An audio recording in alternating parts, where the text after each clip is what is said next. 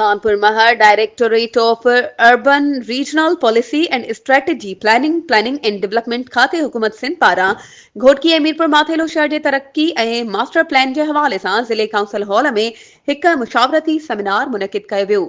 जंहिंमें एमएनए सरदार अली गोहर खान महर साहब, deputy commissioner Ghotki doctor Syed Mohammad Ali, director general URPSP Imtiaz Bhatti, deputy डायरेक्टरनि जुल्फकार कुंभर, नायला हक, अजीमा नासिर, असिस्टेंट डायरेक्टर दयाल दास राठौड़ समेत लाॻापियल खातनि जे अमलदारनि शिरकत कई। उन मौके ते एमएनए सरदार अली गोहर खान महर साहब सेमिनार के खिताब कंदे चयो त हू सिंध हुकूमत जो शुक्रगुज़ार आहे जो ज़िले जे अहम शहर घोटकी ऐं मीरपुर माथेलो खे मास्टर प्लान में शामिल कयो वियो आहे। हुन चयो त ॿिन्ही शहरनि जी तरक़ी लाइ जामे प्लान जोड़ियो वञे त जीअं मुस्तक़बिल ताईं असर अंदाज़ रहे ऐं हितां जे शहरनि खे बुनियादी सहूलियतूं मिली सघनि जेको संदन हक़ आहे।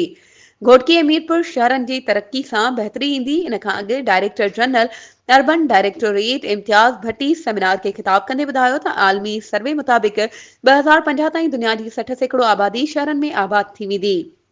आलमी मुआशरी तरक्की जो 80% शहरनि ते मुश्तमिल आहे ऐं मुआशी तरक्कीअ लाइ शहरनि खे इंजण तौरु तस्लीम कयो पियो वञे। इन करे मुआशी तरक्कीअ लाइ शहरनि खे तरक्की ॾियारणु ज़रूरी आहे।